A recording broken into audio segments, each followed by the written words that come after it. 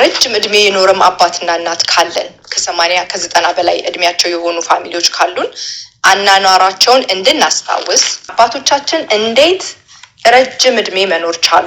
በአመጋገባቸው ምክንያት ይሆን? እንቅስቃሴ ማድረጋቸው ይሆን? የህይወት ዘይቤ ወይም ላይፍ ስታይላቸው ይሆን ረጅም እድሜ እንዲኖሩ የረዳቸው? የዛሬውን አጀንዳችንን የሚደግፍ አጭር ጽሁፍ ቀርብልናል። ከዛ በኋላ የቀረውን እኔ በዝርዝር እገባበታለሁ ማለት ነው። አባቶቻችንና ቅድመ አያቶቻችን የረጅም እድሜ ባለጠጎች መሆናቸው ሚስጥሩ ምን ይሆን? ምንም ሳይኖራቸው ደስተኞች፣ ስፖርት ቤት ሳያዘወትሩ ጠንካሮች፣ መድኃኒት የሚባል ነገር ሳይቀምሱና ሐኪም የሚባል ነገር ሳያዩ ጤነኞች የሆኑበትን ጉዳይ ቆም ብለን እንድናስብ አያደርገንም ትላላችሁ? በአሁኑ ጊዜ እድሜያችን ቁጥብ ብሎ ገና በወጣትነቱ የሰው ልጅ መቀጠፉ፣ የበሽታ አይነትና ብዛት ስፍር ቁጥር ማጣቱ ቤታችን የመድኃኒት መደብር እስኪመስል የምንወስደውን መድኃኒት ብዛት ስንመለከት ለምንድን ነው የሚል ጥያቄ አልፈጠረባችሁም? ሁሉ እያለን ጭንቀት፣ በትንሹ የምንበሳጭ፣ ደስታ የራቀን ልፍስፍሶችና ደካሞች የመሆናችንስ ጉዳይ ምክንያቱ ምን ይሆን አያስብልም? መልሱን ለማግኘት የትኛውንም ያህል ዙሪያ ጥምጥም ብንዞር አያቶቻችንን ከኛ የለዩን መሰረታዊ ጉዳዮች ዞሮ ወይ አመጋገብ ወይንም እንቅስቃሴ ማድረጋቸው አለያም ከሰውና ከፈጣሪ ጋር ያላቸው ተግባቦትና ግብረገብ ይሆናል ብዬ አምናለሁ። ቅድመ አያቶቻችን ከተፈጥሮ ጋር ግብ ፈጥረው ሕይወታቸውን ልክ ከእሳት ውስጥ እንደሚነጥቅ ሰው ፈጥኖ ለመታደግ የራሳቸውን ምግብ በመልቀም ካልተቻለም በማደን አለያም ምግቡ እንደ ልብ ስለማይገኝ አፈራርቀው በመመገብና በመጦም ያሳልፋሉ። ይህ ውጣ ውረድ ትንሽም ቢሆን ትክክለኛ ምግብ እንዲመገቡ ከማድረጉም በላይ እንዳሁኑ ትውልድ ቀኑን በሙሉ ቁጭ ሳይሉ ድራይቭ ስሩ ፋስት ፉድ ሳይመገቡ አልፎም እስከ ደጃቸው ድረስ ምግብ ዴሊቨር ሳይደረግላቸው የግዳቸውን ተንቀሳቅሰው አገር ለአገር አቆራርጠው ተጉዘው አቀበት ቁልቁለት ወጥተውና ወርደው ኑሯቸውን ለመግፋት የሚያደርጉት ትንቅንቅ ከልክ በላይ ጠንካሮች እንዲሆኑ አድርጓቸዋል። እንደ ዛሬ ቁርስ፣ ምሳ ወይም ራት ከዚያም አልፎ ከምሳና ከቁርስ መሃል ብራንች፣ ከምሳና ከራት መሃል ዳንች፣ ስናክና አይስክሬም ብሎም አፒታይዘርና ዴዘርት በሌለበት በድሮ ዘመን ትንሽም ቢሆን ጥረው ግረው ያገኙትን ኦርጋኒክ ምግብ በቀን አንዴ ስለሚመገቡ ውፍረትና ቦርጭ፣ ስኳርና ጨጓራ፣ ደም ግፊትና ደም ብዛት ሳያገኛቸው እድሜያቸውን በተድላ እንደጨረሱ ረድቷቸዋል።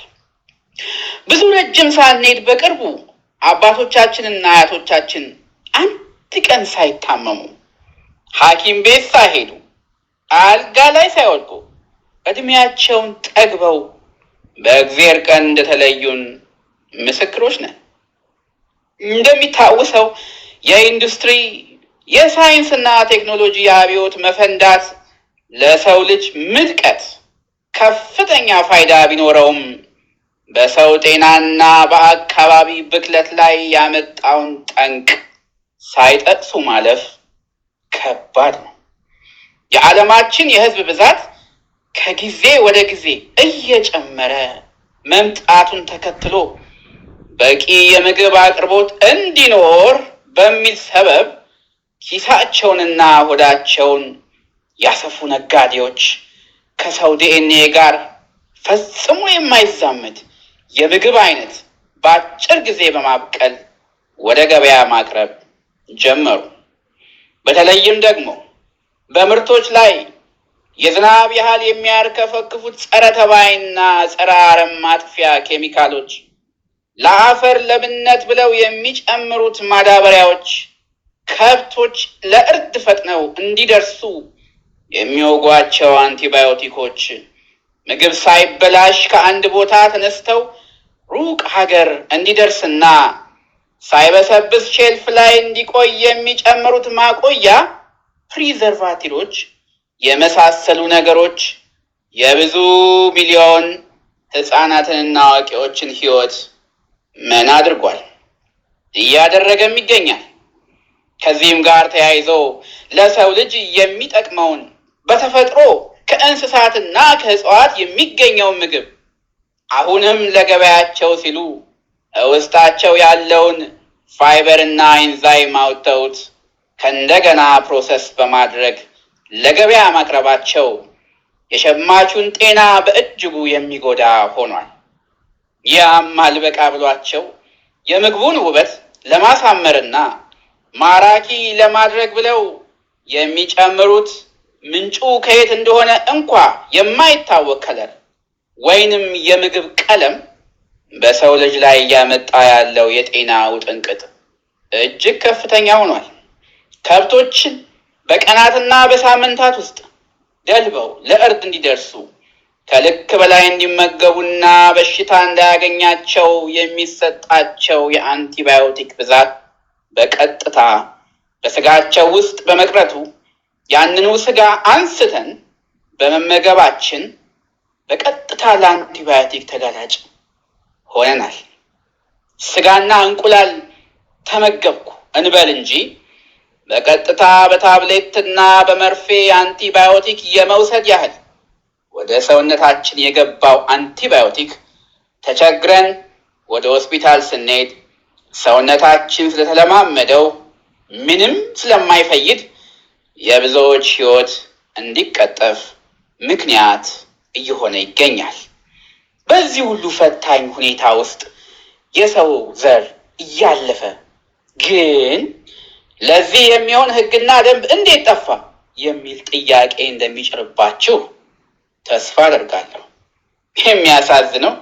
የሚያሳዝነው ግን ተሿሚዎች ከባለ ሀብቶች ጋር ይወግናሉ እንጂ ማንም ለታችኛው ህብረተሰብ ትኩረት ሰጥቶ አሁን ላለውና ለሚመጣው ትውልድ ተጨንቆ የምግብና የጤና ፖሊሲ ሲያወጣ አላየንም። ሙከራ ቢያደርጉ እንኳ ራሳቸውን ስልጣን ላይ ለማቆየትና የታችኛውን የብዙሃኑን ህብረተሰብ የምርጫ ካርድ ቆጠራ ለማግኘት የሚደረግ አንድ ሰሞን ጫጫታ ሆኖ ይቀራል። በሚገርም ሁኔታ የወንጀለኛ መቅጫ ህግ የሚሰራው የመሳሪያ ቃታ ይዘው ሰው ለገደለ እንጂ በእጅ አዙር በተመረዘና በተበላሸ ለሰው ልጅ ያልተገባውን ምግብ አምርቶ ለገበያ በማቅረብ ትውልድን ለሚያጠፋ አይደለም። በመሆኑም ምንም ይሁን ብቻ ተሸጦ ገንዘብ ይምጣ እንጂ ለሰው ነፍስ ግድ የማይላቸው ነጋዴዎች እጅ መውደቃችን ገሃድ እየሆነ መጥቷል። ታዲያ ምን ይበጃል? ማንም ለጤናችን ካላሰበ ራሳችን ለጤናችን ማሰብ ያለብን አይመስላችሁም? ታዲያ ከየት እንጀምር የሚል ጥያቄ ቢነሳ እንደኔ ዛሬ ነገ ሳይባል ፍሪጃችንን በወጉ በማጽዳት በውስጡ የከተትነውን አሰስገሰስ አውጥተን በመጣልና የተመረጡና ፕሮሰስ ያልተደረጉ ሆል ፉድ ምግቦችን ብቻ ገዝተን በማምጣት ለራሳችንና ለልጆቻችን በማዘጋጀት ሀ ብለን እንጀምር እላለሁ። ገበያ ስንሄድ በተቻለ መጠን የምንገዛው ምግብ ኦርጋኒክ ሆኖ ማዳበሪያ ያልነካው፣ ጸረ አረምና ጸረ ተባይ ያልተረጨበት ስጋ ወተትና እንቁላልም እንዲሁ አንቲባዮቲክ ካልተወጉና ሳር ብቻ በልተው ካደጉ ከታረዱ እንስሳት የተገኘ መሆኑን ማረጋገጥ ከፍተኛ ጠቀሜታ አለው። የምንመገብበትን ሰዓት በመወሰን ወቅቱንና ጊዜውን ያልጠበቀ ምግብ ዝም ብሎ ወደ አፋችን ማስገባት ላልተፈለገ ውፍረት፣ የጤና እክል እንዳያስገባን ቢቻል በቀን 2 ካልሆነም 3 ብቻ ለመመገብ መወሰንና ሰውነታችን ማሳረፍ በጤና ጉዞ ላይ ትልቅ አስተዋጽኦ አለው። ከምግብ በተጨማሪ ስፖርት ወይንም እንቅስቃሴ ማድረግ፣ ኳሊቲ እንቅልፍ መተኛት፣ ጭንቀትና ድባቴን መቀነስ፣ የቤተሰብን ሰላምና ደህንነት መጠበቅ ለጤና ጉዞ ከፍተኛ ሚና አለው። በመጨረሻም ራሳችንንና ቤታችንን፣ ህብረተሰባችንንና ሀገርን ከገባንበት የጤና ቀውስ ለማውጣት በተለይ አመጋገብን፣ የምግብ ምርጫን፣ የአመጋገብ ሰዓትና በአጠቃላይ ከስነ ምግብ ጋር የተያያዘ ዕውቀት የሚገበይበትን ቦታ ማዘውተር ወሳኝ ፋይዳ አለው። ህብረተሰብን የማያንጽ አሉባልታና ቀልድ፣ የዘር ጥላቻና የፖለቲካ ሽኩቻ የሚወራበትን ቦታና የሚያጸይፉ ሚዛን የማይደፉ ጽሑፎችን ወደ ጎን ትተን ለጤና ጉዞ የሚጠቅሙ ጤናማ ትምህርት የሚያስተምሩ መጽሐፎችን፣ ጽሑፎችንና ሚዲያዎችን መርጠው በማንበብና በመስማት ራስዎንና ህብረተሰቦን እንዲያድኑ ጥሪ አቀርባለሁ። አዜቢና ሾው ምግብ መድኃኒት ነው። በጣም አላዛር፣ በጣም ነው የማመሰግነው። ጥሩ አድርገን ያቀረብክልን የቀድሞ አባቶቻችን ሲያደርጉ ከነበረው እና አሁን ደግሞ እኛ እያደረግነው ያለነውን ነገር ኮምፔር እያደረግን እስኪ እናያለን። በአመጋገብ ምክንያት ሲሆን የቀድሞ አባቶች የምር ምግብ ይበሉ ነበር እንጂ አሁን እኛ የምንበላውን አይነት ፕሮሰስ ተደርጎ ስቶር ላይ የተቀመጠ ነገር እንዳልሆነ፣ ስኳር የተጨመረበትን፣ ማዳበሪያ የገባበትን እና አንቲባዮቲክ ያለበትን ምግብ አልተመገቡም። አንድ ሙሉ የሆነ ምግብ ምን አለው? በውስጡ ፋት አለው። ከዚህ በፊት ተናግሬያለሁ። ፕሮቲን አለበት። ያ ሙሉ የሆነ ምግብ ካርቦሃይድሬት አለው በውስጡ፣ ፋይበር አለው፣ ኢንዛይም አላቸው፣ ቫይታሚን ኮምፕሌክስ አለው፣ ሚኔራል አለው። እነዚህን ሁሉ የያዘ ነው አንድ ሙሉ ምግብ። ሴንሲቲቭ፣ ለሙቀት ሴንሲቲቭ ናቸው። ጊዜያት ካለፈባቸውም ይበላሻሉ። ሴንሲቲቭ ስል ሙቀት ካገኘው ውጪ ሳንለቅመው ብንቀር የሆነ ይበሰብሳል፣ ቶሎ ይበላሻል። በሙቀት ደግሞ በጣም ሂት ስናደርግበትም ኒውትሪሽኑን ያጣል። በተለይ እነዚህ ፋት ሶሉብል የሆኑ ምግቦችን በጣም በእሳት በምናሞቅበት ጊዜ ውስጣቸው የያዙትን ኒውትሪንት ያጣሉ። ምንም ቤኔፊት አይኖራቸውም ማለት ነው እና በጣም ሴንሲቲቭ ናቸው። ስለዚህ እነዚህ ገበሬዎች በፊት የሚኖሩ የነበሩ አባቶቻችን ሲመገቡት የነበረው ይህንን ነው። እነዚህ ሙሉ የያዙትን ሁሉ ነገር ያለባቸው፣ ፋቱ ያለበት፣ ፕሮቲን ያለበት፣ ካርቦሃይድሬት ሁሉ ነገር የያዘ ምግብ ከእርሻ እንደመጣ ይመገባሉ ማለት ነው። ወደ እኛ ጋር ደግሞ ስንመጣ እነዚህ ነገሮችን እንግዲህ እንደምታስቡት ሸልፍ ላይ እንዲቆዩ ማለት ነው፣ ስቶር ረጅም ጊዜ ቆይተው ያለምንም ኪሳራ በኋላ መሸጥ እንዲችሉ ምንድን ነው የሚያደርጓቸው? በብዙ ሂት ውስጥ ያሳልፏቸዋል። በውስጣቸው የያዙትን ፋይበር ያስወግዱታል። ይሄ የሚደረገው ለእኛ ቤኔፊት አይደለም፣ ለእኛ ጥቅም አይደለም። እኛ ቲማቲሙ ከእርሻ እንደመጣ ሙሉውን አግኝተን ብንመገበው ቅድም የጠራኋቸውን በውስጡ የያዙትን ኒውትሪንቶች ማግኘት እንችላለን። ጊዜ ሲፈጅ አሁን ለምሳሌ ረጅም ጊዜ ከተቀመጠ ይበላሽበታል ያ ቲማቲም። ስለዚህ ኪሳራ መምጣት ስለሌለበት ሌላ ዘዴ ነው ሸልፍ ላይ ረጅም ጊዜ መቆየት እንዲችል። ኦኬ፣ እነዚህ ባክቴሪያዎች፣ ፈንገሱ፣ የተለያዩ እነዚህ ሞልድ የሚባሉት የሚበሉትም ልክ እኛ የምንፈልገውን ነገር ነው። ከዛ ከቬጅቴብል ውስጥ ያለውን ነገር ሻጋታው ምኑ የሚበላው ማለት ነው። እኛ የምንፈልገውን ነገር ነው እነዚህ ባክቴሪያዎች የሚፈልጉት እና እሱ እንዳይበላባቸው፣ ባክቴሪያ እንዳያጠቃው ውስጡ ያለውን ኒውትሪንት ያስወግዱታል ማለት ነው። በተለይ ነምበር 1 ፋይበሩን ያወጡታል። አንድ ምግብ ከፋይበር ጋር ተያይዞ ሲገባ ነው። በተለይ ብለድ ግሉኮስን ኮንትሮል ለማድረግ አንድ ነገር ፋይበር ቢኖረው ቶሎ ስፓይክ እንዳያደርግ ይረዳል። በጣም ኮንትሮል ያደርጋል እና ፋይበሩን ያስወግዱታል። ለምን? እንዲቆይ ማለት ነው፣ ረጅም ጊዜ መቆየት ይችላል እና በውስጣቸው ያለውን ኒውትሪንቶች በሙሉ አስወግደው በብዙ ሂት ውስጥ ያሳልፉታል። ቲማቲሙ በጣም መብሰል አለበት በቆርቆሮ እንዲቀመጥ ረጅም ጊዜ መቆየት እንዲችል እና ያንን ፕሮሰስ የተደረገ ምግብ ነው ምንበላው። አንዱ ምንም አይነት ኒውትሪንት አለማግኘታችን አንድ ኪሳራ ሲሆን፣ ሌላ ደግሞ ሞር ሃርሽሊ ደግሞ ፕሮሰስ ይደረጋል። ሌላ ተጨማሪ ነገር ደግሞ ይገባበታል፣ ለጤናችን አደገኛ የሆነ ማቆያ የሚባል ነገር። ያ ምግብ እንዳይበላሽ እንዲቆይ ደግሞ ሌላ ተጨማሪ ነገር ይገባበታል፣ ሌላ በሽታ ክሬት የሚያደርግብን ማለት ነው። ስለዚህ ኒውትሪሽን አለማግኘታችን አንድ ችግር ሲሆን፣ ተጨማሪ ደግሞ የሚገባበት ለማቆያ ተብሎ ሌላ ሁለተኛ ችግር ማለት ነው። እነሱ ከሚበሉት ጋር ኮምፔር ስናደርገው እነሱ ከእርሻ ያመጣዋል። ምናልባት አጥቦ በቢላ ቆረጥ ቆረጥ አድርጎ አንዳንዶቹ እንደ ቲማቲም ምንድነው ጨውን እየነከሩ ራሱ ዝም ብለው ዳይሬክትሊ ይበላሉ ማለት ነው። ምግቡን ነው የሚፈልጉት። ለዛ ነው ፕሮሰስ ሲደረግ የኛ ኮምፔር ስናደርገው እዚህ ጋር ትልቅ ልዩነት አለው ማለት ነው። ሌላው ደግሞ ችግሩ ፕሮሰስ ሲደረግ አሁን ለምሳሌ አንድ አፕል ስኳር ቢኖረው አፕል ከፋይበር ጋር ተያይዞ ነው ያለው፣ ከውሃ ጋር ተያይዞ ነው ያለው። የተለያዩ ሚኔራሎች አሉት እዛ አፕል ውስጥ አንድ ላይ እና አፕሉን ዳይሬክትሊ እየገመጥን ስንበላው በብዙ ፋይበር የተጠቀለለ ስለሆነ ስኳሩ ቶሎ ብለድ ሹገራችንን ስፓይክ አያደርግም። ይሄ አፕል ኪሳራ ላይ እንዳይሆን ምንድነው የሚያደርጉት? ጨምቀው አፕል ውስጥ ያለውን ውሃ በማውጣት ማቆያ ጨምረው ስቶር ላይ ያደርጉታል። አንድ እኛ ደግሞ ያ የተጨመቀውን አምጥተን ስንጠጣ ምን ፋይበር ስለሌለው ቀጥታ ብለድ ስትሪም ውስጥ ነው የሚገባው እና ኢንሱሊን ስፓይክ ያደርጋል፣ የስኳር ችግር ያመጣብናል ማለት ነው። ዳይሬክትሊ ከእርሻ አምጥተው ስለሚመገቡ ረጅም እድሜ መቆየት እንዲችሉ ረድቷቸው ይሆን የሚል ጥያቄ ስለፈጠረብኝ ነው። ሌላ ደግሞ አንቲባዮቲክ የሚባል ለከብቶቻቸው ከምግብ ጋር ዳይሬክትሊ አይመግቡም።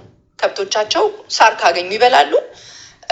ሳር ከሌለ ደግሞ በቃ ያገኙትን አይታችሁ ከሆነ ቢከሱ ምንም ቢሉም ኔቸር የሰጠቻቸውን ብቻ ነው የሚበሉት። እነዚህ ግን እዚህ አሁን እኛ የምንበላቸው ስጋው ግን ዳይሬክትሊ ከብቶቹ እንዲደልቡ እና ያልሆነ ምግብ እንዲበሉ ጄኔቲክሊ ሞዲፋይ የተደረገ በቆሎ እንዲመገቡ ያንንም እንደ ልብ ከኔቸራቸው በወጣ መልኩ ቀን ሙሉ መመገብ እንዲችሉ እና ቶሎ ደልበው ለገበያ እንዲደርሱ አንቲባዮቲክ ሰውነታቸው በምግብ ነው የሚሰጣቸው ማለት ነው። ከሚበሉት ምግብ ጋር ኤቭሪዴይ ታማው ሳይሆን ሆን ተብሎ ይሰጣቸዋል። ያ ምንድን ነው የሚያደርገው? ከብቶቹ እንዲደልቡ እና ቶሎ ለፍጥነት ለገበያ እንዲደርሱ ያደርጋል። ያንን የእንስሳት ስጋ የበላ ደግሞ አንቲባዮቲክ ሬዚስት የማድረግ ቻንሱ ከፍተኛ ይሆናል። ከእንስሳቶቹ ስጋ ጋር ተያይዞ ወደ ሰውነታችን ውስጥ ሲገባ ሰውነታችን ይለማመደውና እንደዚህ አስፈልጎን ስንወስድ አንቲባዮቲኩን ሬዚስት የማድረግ ቻንሱ ሀይ ይሆናል ማለት ነው። ሌላው አባቶች ቀኑን ሙሉ አይመገቡም። ምግብ ሳያገኙ ሲቀሩ በጾም ያሳልፉታል። አብዛኛውን ጊዜ ጾማሉ፣ ጾም ያበዛሉ። በተለያዩ በሃይማኖቶች ምክንያትም ቢሆን ጾምን ያዘወትራሉ። ሌላው ደግሞ ጠዋት ወደ እርሻ ሲሄድ በልቶ ሊሆን ይችላል የሚሄደው። ሲመለስ ደግሞ ቤት ሲገባ የሚያገኘውን ነው። ሲሄድ ደግሞ ለስራ ነው የሚሄደው፣ እቃ ተሸክሞ ነው የሚሄደው። ይሰራሉ፣ እረፍት የላቸውም። ያንን ሁሉ የበሏትን ነገር ጠዋት የበሏትንም እዛ ጋር ኢነርጂዋን አውጥተው ነው የሚመለሱት። የተበላው ነገር ስራ ላይ ነው የሚውለው። በልተው ቁጭ አይሉ እና የጾም ጥቅም ምንድን ነው? አንደኛ ኢንሱሊን ስራ አለው። ሁለት ስራዎች ይሰራል አይደለ? አንደኛው የተበላው ምግብ ግለሰቡ የበላው ምግብ ወደ ሴሎች የማድረስ ስራ ነው የሚሰራው። አንድ ጊዜ ይመጣል። አንዴ ቁጭ ብለን በልተናል። ያንን የበላነው ምግብ ለሴሎች ያደርሳል። ከዛ በኋላ በመሀል ጋፕ መኖር አለበት። የተበላው ምግብ ስራ ላይ መሆን አለበት። አሁን እነዚህ አባቶች እንደሚያደርጉት ማለት ነው። የበሉትን ምግብ በልተው ቁጭ አይደለም የሚሉት፣ ወደ ስራ ነው የሚሄዱት። ወደ ስራ ይሄዳሉ። በጣም ብዙ ድካም አለባቸው። ከዛ ያቸው የበሏት ምግብ ስራ ላይ ነው የምትለው። ለዛ ነው ቦርጫም ገበሬ አይተን አናውቅም አይደለ? የእውነት ነው ብሎ እኔ አይቼ አላውቅም። በጣም ቀጫጭን ምስኪን ናቸው ብዙዎቹ። አይነው በቂ ምግብ ላያገኙ ይችላሉ። ብዙ ሪዝን ልንሰጥ እንችላለን። ግን ሀብታምም ገበሬ አለ። ስራ የሚሰራ ከሆነ ግን ቦርጭ ሊኖረው አይችልም። የለም ገበሬ ቦርጫ ምን አይቼ አላውቅም። ካለ መጨረሻ ላይ እንወያይበታለን። አብዛኞቹ ቀጫጭኖች ናቸው። ለምን? በልተው ወደ ስራ ነው የሚሄዱት። ያ የበሉት ምግብ ስራ ላይ ነው የሚውለው እና ብዙውን ጊዜ በጾም ያሳልፋሉ። እና ያ ጾም ምንድን ነው የሚሰጠን ቤኔፊት? አንደኛ ኢንሱሊን ኦልዌይስ ስፓይክ ሆኖ ወደ ላይ ወጥቶ እንዳይውል ማለት ነው። አንዴ ወደ ላይ ይወጣል፣ ከዛ መመለስ መቻል አለበት ቦታው ላይ ተመልሶ ድጋሚ የምንበላበትን ታይም ጠብቆ መነሳት አለበት ማለት ነው። የኢንሱሊን ስፓይክ መኖር በየጊዜው ወደ ላይ ከፍ የሚል ከሆነ ለጤናችን እጅግ በጣም አደገኛ ነው። ለዛ ነው ሜታቦሊክ ዲዚዞች በሙሉ የሚመጡት ከኢንሱሊን ጋር ተያይዘው ነው። ኦልዌይስ 10 ጊዜ ወደ አፋችን ምግብ ከገባ፣ ዳቦ ከተገኘ አፍ ውስጥ፣ ኬኩ፣ ጣፋጭ ነገር ዴዘርት እየተባለ አፕታይዘር እየተባለ ስናክ እየተባለ ሙሉ ቀን ያለ ረፍት ዳጀስት ሲደረግ ነው የሚውለው እና ያ ለብዙ በሽታዎች መንስኤ ነው ማለት ነው። ኢንሱሊን አንዴ ከፍ ብሎ ወደ ቦታው መመለስ መቻል አለበት። ስርዓት፣ የምግብ ስርዓት መኖር አለበት ማለት ነው። እነሱ ይህን ስርዓት ይጠብቃሉ። ስርዓታቸውን ጠብቀው ነው የሚበሉት። በየሰዓቱ ምግብ የሚበሉበት ጊዜም የላቸውም። ወደኛ ስንመጣ አብዛኛውን ጊዜ ምግብ የምንበላው ምላሳችንን እንጂ ሰውነታችንን አንመግብም አይደለም። የሚጣፍጠንን ነገር ብቻ ነው ኮንቲኒስሊ ነው የምንበላው። ጣፋጭ ነገር በቃ ለአፋችን የሚመች ነገር ነው እንጂ ሰውነታችንን የሚመግብ ነገር ወይ ደግሞ ለኢነርጂ ብለን አይደለም የምንበላው። ጾምና አራርቆ መመገብን ይሄ ትውልድ አልተለማመደም። ሰው ሌት ናይት ከመሸ በኋላ መመገብ፣ አብዛኞቻችን በቃ ተኝተን የምናየው ስልካችንን እያየን ምግብ ነው አፋችን ላይ፣ ወይ ፓፕኮርን ነው ቲቪ እያየን መብላት። እስቲ ቲቪ እያየ ሙቪ እያየ የማይበላ ማን ነው? በቃ ከምግብ ጋር ነው ተያይዞ ነገሮቻችን። ሙቪ እያየን ፓፕኮርን አጠገብ መኖር አለበት፣ ስናክ መኖር አለበት። ኢንጆይ የምናደርገው ራሳችንን በመጉዳት ነው። በቃ ሙሉ ቀን ኢንሱሊን ስፓይክ ሆኖ ነው የሚውለው ማለት ነው። ኤኒቲንግ ደም ውስጥ ከገባ ግልኮስ በቃ ደም ውስጥ ግልኮስ ገባ ማለት ኢንሱሊን በቃ ይመጣል ስራ። አስቡት፣ አንድ ሰው ኮንቲኒስሊ በራችሁን ቢያንኳኳ ማለት ነው ያለ እረፍት ስታንኳኩ ሄዳችሁ ስትከፍቱ አሁንም ይመጣል፣ ሲያንኳኳ አሁንም በቃ ስትነሱ ስትከፍቱ ማለት ነው። ለኢንሱሊን እንደዛ ነው፣ ይመጣል፣ ከደም ውስጥ ያወጣል፣ ምግቡን ያደርሳል፣ አሁንም ታንኳኳላችሁ። እንደዛ ማለት ነው። ደም ውስጥ ኢንሱሊን ምግብ ገባ ማለት ኢንሱሊን ላይ በጣም ትልቅ ስራ አለ ማለት ነው። በቃ በጣም ኮስት ያደርጋል ሰውነታችንን። ሌላው እንቅስቃሴ ማድረጋቸው ይሆን። አባቶች ረጅም ርቀት በእግራቸው ይጓዛሉ አይደለም? ይዘራሉ፣ ያጭዳሉ፣ ይፈጫሉ፣ ያድናሉ። ይሄ ሁሉ እንቅስቃሴ ያስፈልገዋል አይደለ? ግዴታ ብረት ማንሳት የለባቸውም። ጠዋት የወጣባት ማታ ነው የሚመለሰው። ቁጭ ብለው የቢሮ ስራ አይደለም የሚሰሩት፣ ጌም እየተጫወቱ አይደለም የሚያሳልፉት አይደለም? ወደኋላ አሁን ስንት አባቶች ናቸው ቤት ውስጥ ጌም ከልጆቻቸው ጋር እየተጫወቱ ጊዜ አትጫወቱ እያልኩኝ አይደለም፣ ግን በልተን ቁጭ ብለን የምናደርጋቸው ነገሮች አፌክት ያደርጉናል። ምግብ በልተን ቁጭ ብለን የምንሰራቸው ነገሮች፣ እንቅስቃሴ በጣም ኢምፖርታንት መሆኑን ከነሱ እንማራለን ከአባቶች። እና ቁጭ ብለው ኤሌክትሮኒክ ወይም ጌም ላይ አይደለም ጊዜያቸውን የሚያጠፉት። ወደኛ ስንመጣ ያው ኤክሰርሳይዝ በጣም ኢምፖርታንት ነው። አትሊስት በቀን 10 ደቂቃ እንደው ድንገት ከተቀመጥንበት ተነስተን 10 ደቂቃ ኤክሰርሳይዝ ምንሰራት ብናገኝ ያቺ ፈጣን የሆነች ስራ ለብሬናችን ጥሩ ኦክሲጅን ታደርሳለች። ያ ኦክሲጅን ደግሞ ቢዲኤንኤፍ የሚባለውን ፕሮቲን እንዲያመርት ይረዳዋል ማለት ነው። ያ ፕሮቲን ለብሬናችን ፈልትራይዘር ነው። በቃ በጣም የሚጠቅም እንድናስተውል የምናደርገውን ነገር አስበን እንድናደርግ እንድንረጋጋ የሚረዳን ማለት ነው። ወደ ብሬን በቂ የሆነ ኦክሲጅን እንዲደርስ ታደርጋለች ያቺ 10 ሚኒት። ይሄ ረጅም ጊዜ ደግሞ ሙሉ ቀን ሲሰሩ ሲንቀሳቀሱ ደግሞ አስቡት። ወደኛ ስንመጣ ደግሞ በእግር መሄድ የሚያሳፍር የድህነት መለኪያ እየሆነ መጣ አይደለ? መኪና ከሌለ በቃ ምናልባት ኤክሰርሳይዝ ለማድረግ ብዬ ነው ብትሉ ማንም አይቀበላችሁም። ስለሌለ ነው የምትባሉት። እና አሁን በዚህ ማይንድ ራሱ ተነስታችሁ ኦኬ ኦፊሴ ቅርብ ነው ስለዚህ በእግሬ ነው የሚሄደው ብትሉ በቃ የድህነት ምክንያት ነው የምንባለው። እና አብዛኞቹ በመኪና መሄድ ኢቨን ደረጃ ራሱ በኤሊቬተር ነው እንጂ ደረጃውን በእግራችን መውጣት ብዙ ሰው ፍላጎት የለውም። ቁጭ በማለት ነው የምናሳልፈው። ስራችን አብዛኞቻችን አሁን ከቤት ሆኗል። ቁጭ የምንልበት ጊዜ ይበዛል ማለት ነው። ከቤት ነው የምሰራው ማለት እንደ ሌክጀሪ ነው የሚመስለን ቤት ውስጥ መቀመጣችን ማለት ነው። እሱ ግን እድሜያችን ላይ በቃ ብዙ ተጽዕኖ እያመጣ ነው ማለት ነው። እንድንንቀሳቀስ ስለማያደርገን ረጅም ሰዓታት ቁጭ እንላለን። አብዛኞቹ ደግሞ አሁን የአበሻው ኮሚኒቲ ትራክ ድራይቨር ነው። ትራክ ድራይቭ ሲያደርግ አይታችሁ ከሆነ ከ12 ሰዓት በላይ ነው ቁጭ የሚሉት። ይሄ ምን ያህል አደገኛ እንደሆነ ለጤና። ድራይቭ ራይድ እናደርጋለን። ኡበር የሚነዳ ሰው አለ፣ ታክሲ ድራይቨር አለ፣ ራይድ ሼር ኢትዮጵያም ያሉ ሰዎች እንደዚህ ቁጭ የምንልበት ነገር በምክንያት እየበዛ መጥቷል ማለት ነው። ስፖርት ያለ መስራትና እንቅስቃሴ ያለ ማድረግ ለልብ ህመም፣ ለጡንቻና ለአጥንት መሳሳትን ያመጣል አይደለ?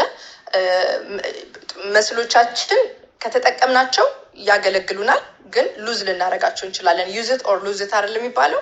መስልን ቁጭ ብሎ አይጠብቀንም፣ ሉዝ ልናደርገው እንችላለን። ከተጠቀምነው ግን ቤኔፊሻል ነው። ወደፊት አውጥተን የምንመነዝረው እንደ አካውንት የሚሆን ነው ማለት ነው። ዱላ እንዳንይዝ የሚታደገን ማለት ነው መስላችን።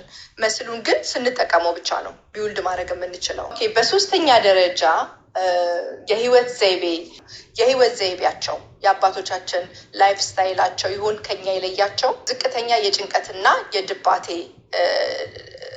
ለብል ካወቃችሁ የድሮ አባቶች በብዙ ጭንቀትና ድባቴ ውስጥ ያለፉ አይደለም። ዋናው ጭንቀታቸው የነሱ የሚያሳስባቸው የነበረው ምግብ ፈልጎ ማግኘት ነው።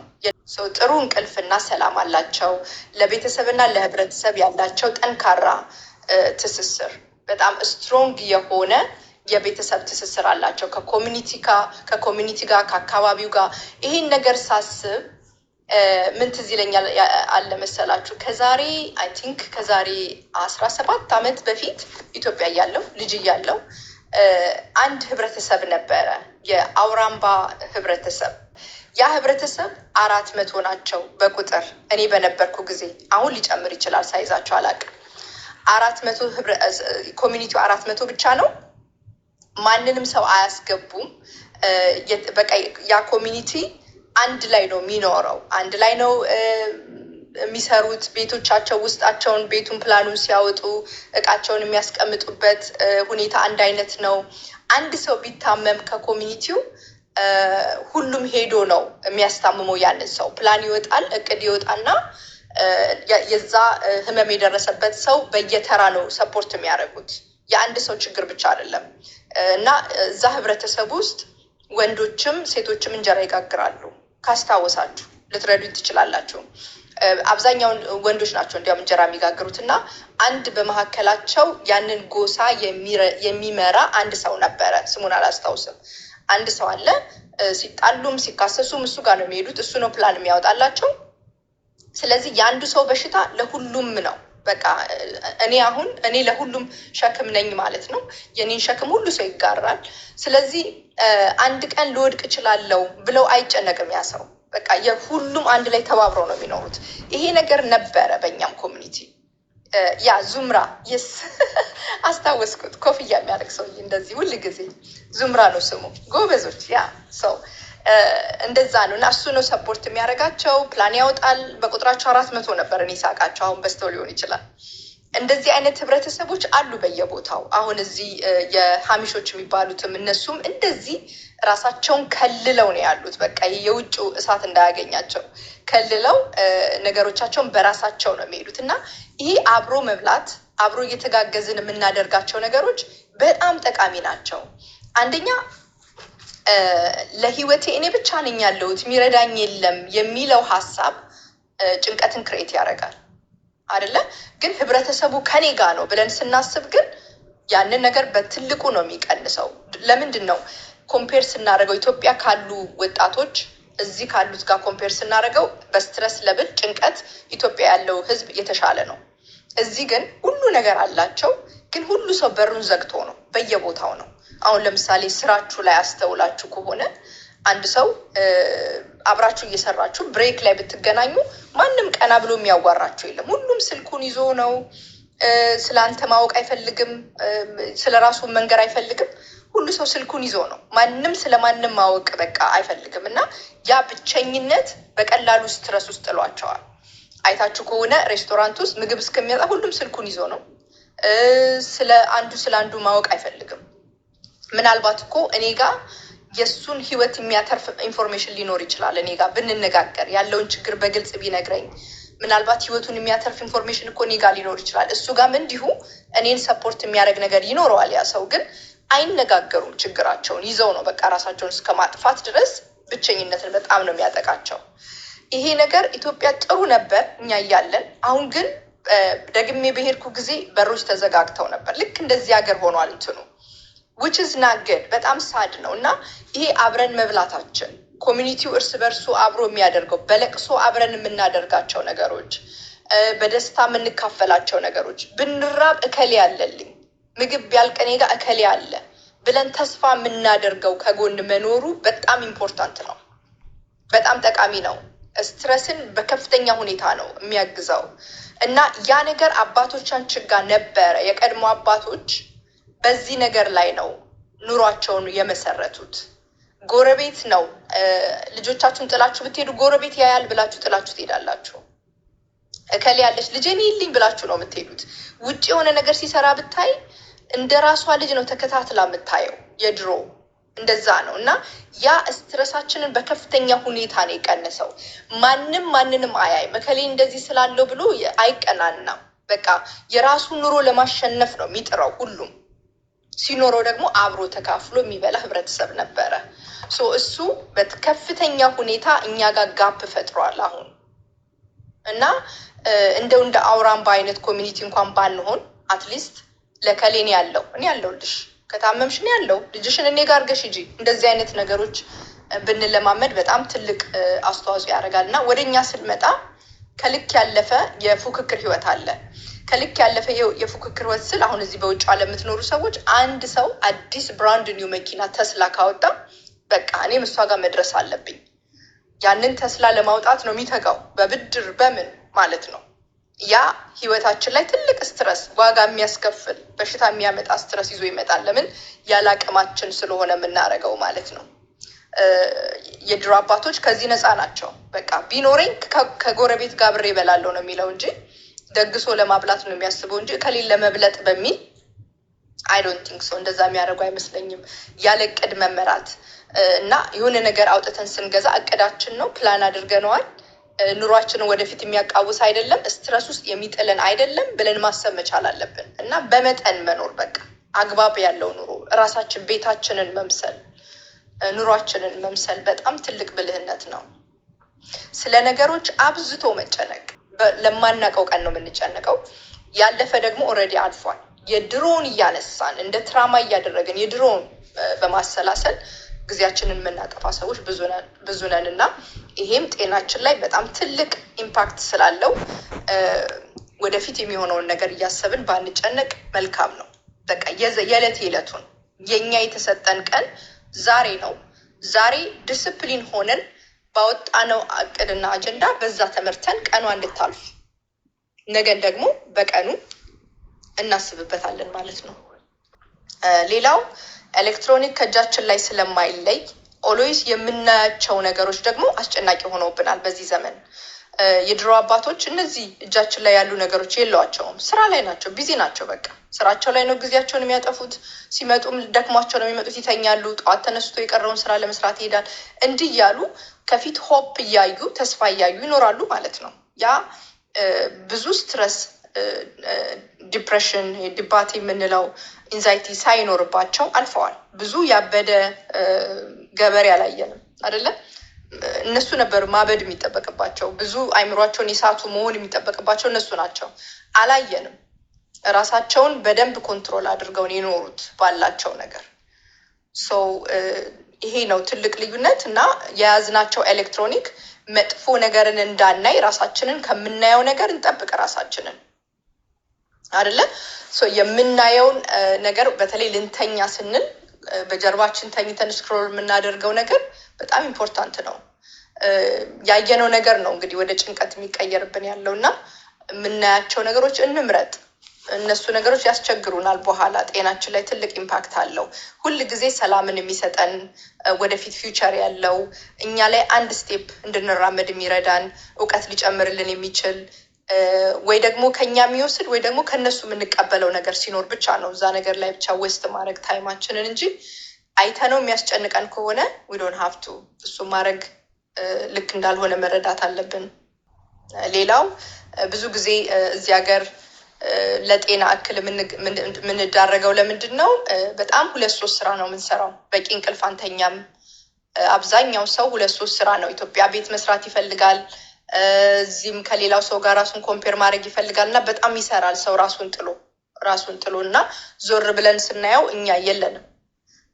አብዛኞቻችን ጤናችንን አተን ነው የምናገኘው እና ለመኖር በምናስብበት ጊዜ ደግሞ እኛ የለንም። ስለዚህ ጤና ቁጭ ብሎ የሚጠብቅ አይደለም። ሰውነት ሪኳየር የሚያደርጋቸው ነገሮች አሉ። እነዛ ሪኳየርመንቶች በጊዜው ስናሟላ ብቻ ነው ጤናችን ለወደፊት ዋስትና ሊሆን የሚችለው። እዚህ ጋር ግን ጥለነው ከሄድን ዞር ስንል አናገኘውም። ቤተሰብን ወደ ጎን መጣል የለብንም። በተለይ ቤት ውስጥ ያሉ ህፃናት ስራ እየተባለ እኛ ሳናያቸው ያድጋሉ። ከዛ አድገው ልጆች እንዲሆኑን ስንፈልግ ደግሞ እኛን አያውቁንም። ሌሎች በቅርቡ ሲያገኟቸው ወደ ጓደኞቻቸው ያዘንብላሉ። ምክርም የሚሰሙት በብዛት ሲያገኟቸው የነበሩትን ነው። እኛ ከነሱ ጋር ጊዜ ስለሌለን ጊዜ አላሳለፍንም። በምንፈልጋቸው ጊዜ ልጆችን አናገኝም እና ትልቁ ልጆቻችንን ሲያሳጣን ለስትረስ እንጋለጣለን እና ልጆችን እኛም ማግኘት ባለባቸው ታይም ጊዜ መስጠት መቻል አለብን። እኛን በደንብ አውቀው ምክራችንን ተለማምደውት ማደግ መቻል አለባቸው እና ቅድሚያ ለሚሰጠው ቅድሚያ እየሰጠን በኋላ ችግር እንዳይመጣብን ቆይቶ ማለት ነው። ይሄ ነው ያለኝ እንግዲህ ኮምፔር እያደረግን እና በዚህ ላይ አስተያየት ያላችሁ ሰዎች የምታውቋቸው ፋሚሊዎች ረጅም እድሜ የኖሩ ሰዎች ትምህርት ይሆናል ብላችሁ የምታስቡት ካለ ሼር አድርጉን ገብታችሁ። የሚገርምሽ አዝዬ የኔም አያቶች አሉ በጣም ሄልዚ ናቸው። የሚገርምሽ የሚጓዙት ራሱ ገበያ አስቤዛ ለመግዛት መጥተው ከገጠር ማለት ነው። የሚገርምሽ የሚመጡት የ5 እና የ6 ሰዓት መንገድ ነው በእግራቸው የሚለው እና የሴት አያቶቼ እስካሁን አሉ 90-100 የሚደርሱ ናቸው አሉ እስካሁን። የሚገርምሽ እና ጠንካራ ናቸው። አሁን ሴት አያቴ ጠዋት ተነስታ ቤቷ ብትሄጂ አንቺ ሳትነሺ ተነስታ ቡና አፍልታ ቁርስ ሰርታ ምናምን እሷ እቃ ታጥቦ ማታ የተበላበት ምናምን ቤቱን ፏ አድርጋ እኔ እስከ 10 ሰዓት ምናምን ተኝቻለሁ። ስነሳ ደግሞ ሰውነቴ ድቅቅ ብሏል። በቃ የሆነ ነገር እንደሆነ ሰው ማለት ነው። እሷ ከዛ ደግሞ ቁርስ የተበላበትን አንስታ አጥባም ብላ ወደ ምሳ ፕሮሰስ ትሄዳለች። እኔ የለሁም ዜሮ፣ ሰውነቴ ዜሮ ነው። ዋው! እና በጣም የሚገርመው ለእነሱ ያላቸው እውነት እነሱ ያላቸው ኢነርጂ እኛ አሁን ይሄ በቃ ማለት እኔ የምበላው ምግብ ምን ያህል የሆነ ማለት ይሄ አሁን አንቲባዮቲክ ያለው የተለያየ ኬሚካል ያለው እንደሆነና እነሱ ደግሞ አሁን የሚበሉት በጣም የሚያጠነክራቸውና ጉልበት የሚሰጣቸው ነገር እንደሆነ በጣም ለኛ የለንም። እውነቴን ነው። እኔ የሚገርመው ነገር አሁን ስታወሩ ነው ወደ ባክ ሄድኩትና አባቴ በጣም ጎበዝ ነጋዴ ነው። በጣም ጎበዝ ገበሬ ነው። በጣም የሚገርም ጤነኛ ሰው ነው። በጣም ይሰራል። በጣም ጤነኛ ነው ምናምንና እኔ ራሴን ሳየው አሁን 40 ዓመት ሊሆነኝ ነው፣ ግን ብዙ ነገር ነው ያለብኝ ምናምን እና ወደ ኋላ እንዲሄድ እንዳስብ አድርጋችሁኛልና በጣም አመሰግናለሁ። ጥሩ ቶፒክ ነው የተነሳው። ቅድም እህቴም እንዳነሳቸው እኔም ትንሽ ወደ ኋላ አንዳንድ ነገሮችን እያሰላሰልኩ ነበርና አንድ ነገር በጣም የሚገርመኝ ነገር አለ አዚና ምንድነው የአባቴ ህይወት በጣም ይገርመኛል። በጣም ቁርጥ ይወዳል። ወተት አይለየውም፣ ማር አይለየውም እና ባለፈው ጁላይ 103 ዓመቱን አክብሯል። በጣም የሚገርመኝ ነገር ግን ማንበብ ይችላል። ቆሎ በደንብ አብሮኝ ይበላል። እኔ እና አንዳንዴ ልፈተነው ነው አውቄ አብሬ አንዳንድ እውነት እና ምን አሰብኩኝ፣ ምን ቢሆን ነው ይሄ ሰው እንደዚህ በጣም ሄልዚ ሆኖ ምንም እስካሁን ቡና በስኳር ነው የሚጠጣው እና እንዲህ አይነት ሄልዚ ሆነ ይሄ ሰውዬም እንዴት ቢሆን ነው ብዬ አስባለሁ። እና 1 2 ወይም 3 ነገሮችን ግን ሩቲን ነበሩ እሱ ጋር። አንዱ ምንድነው በጣም ሲበዛ መንፈሳዊ ህይወቱን ባላንስ ይጠብቃል። በጣም የጸሎት ሰዓቶቹን መሸራረፍ አይፈልግም። እና በጣም ዴዲኬትድ ነው በዚህ ጉዳይ። ይሄ ነገር መንፈሳዊ ህይወቱን ውስጡን ባላንሱን ጠብቋል ብዬ አስባለሁ። የአእምሮ ሰላሙን ጠብቋል እና ይሄ በጣም ክሪቲካል ነገር ነው ብዬ አስባለሁ።